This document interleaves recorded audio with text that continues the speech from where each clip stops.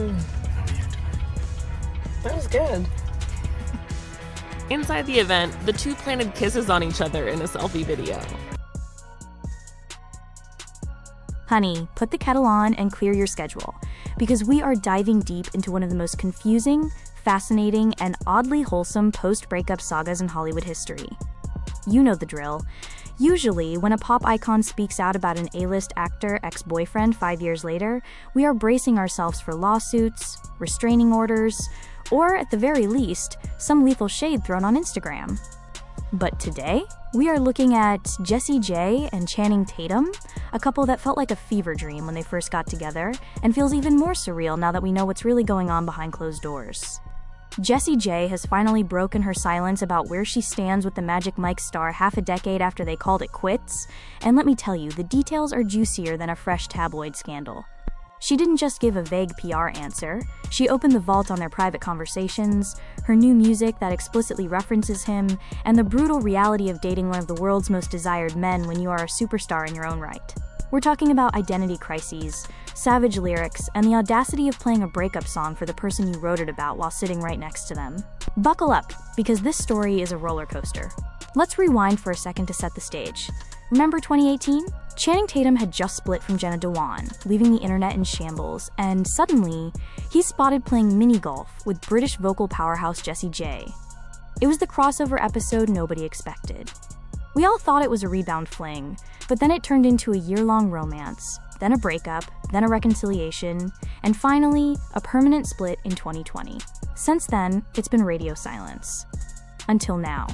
In a brand new interview with The Guardian, Jessie dropped the facade and got real. And the first shocker? She actually likes him. I know, boring, right? But wait for it. She gushed about him, saying, "Oh, he's so sweet. Oh my god, yeah. Channing is such a sweet guy." She insisted that they were best friends and just had a great time together. Now, usually, when a celebrity says their ex is sweet, it's code for, "I signed an NDA and I can't say what I really think." But Jessie went a step further to prove they are actually cool. She revealed that on her upcoming album, Don't Tease Me With a Good Time, there is a track called Complicated. And honey, she did not try to hide who it was about. The lyrics are literally, "I met a Magic Mike, will that ever be forgotten?" I have to respect the boldness. She didn't use a metaphor. She didn't use a pseudonym. She went straight for the franchise that made him a global sex symbol. But here's the part that made my jaw drop. She didn't just release it and wait for him to find out on Spotify like the rest of us. Oh no, Jessie admitted. I played him the song to see if he's okay with it.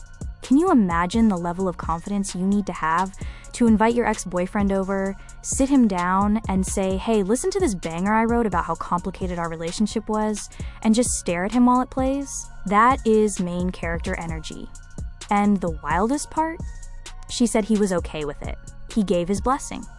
This man is either the most chill guy in Hollywood, or he's just terrified of Jessie's vocal runs. But once we get past the sweet exterior, Jessie started peeling back the layers on why this relationship actually failed, and this is where it gets relatable for anyone who has ever lost themselves in a relationship. She confessed that dating Channing Tatum came with a heavy price tag, her identity. Jessie J is a legend. She's given us Domino, price tag, bang, bang. She sold millions of records, but the second she started dating Channing, the media stripped all of that away. She told The Guardian, "It did get frustrating. It felt that everything I read about myself was about him." Imagine working your entire life to build a career, only to be reduced to Channing Tatum's girlfriend in every single headline. It wasn't that he was a bad guy. It was that his star power was a black hole that sucked up all the oxygen in the room. The lyrics in Complicated hit this nail right on the head, because everything they write, that's the headline and the topic. She felt trapped in his narrative. It's a brutal reality check for anyone fantasizing about dating an A-lister. Sure, the red carpets and the private jets look fun, but are you ready to become a background character in your own life? Jessie clearly wasn't. She needed to be the main headline again, and honestly, good for her. But wait, the tea doesn't stop steeping there. Fans have been obsessing over another new track called Threw It Away. Now this song is a little darker, a little spicier.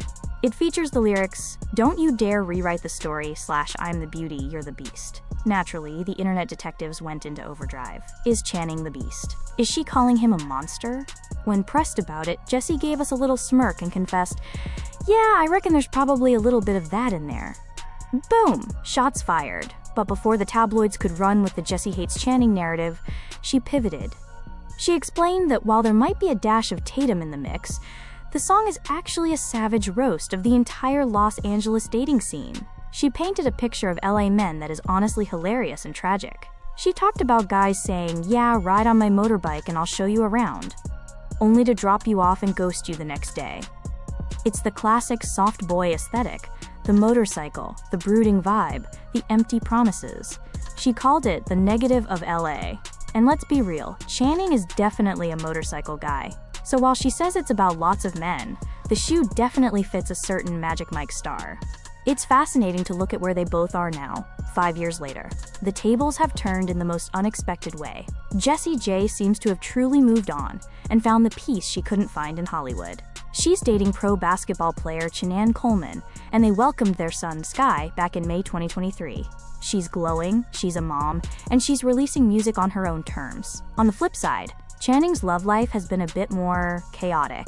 After Jessie, he got into a highly publicized relationship with Zoë Kravitz. They were the cool couple of the moment, getting engaged in 2023. Everyone thought, okay, this is it. He found his match. And then, just a year later, poof, it's over. The engagement is off, and Channing is back on the market. It kind of makes you wonder, doesn't it?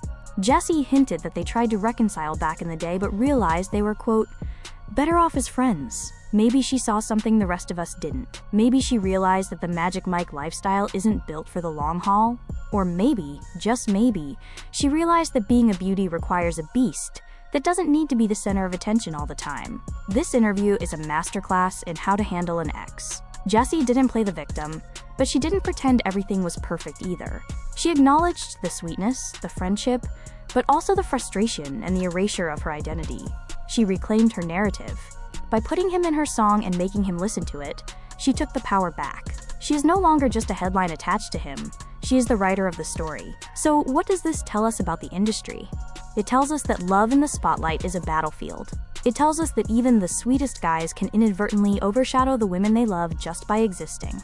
And it tells us that Jessie J is not someone you want to mess with, because she will put you in a song, play it to your face, and then go on to live her best life while you're figuring out your next move. Now, I need to hear from you guys. Do you buy the "we're just good friends" narrative?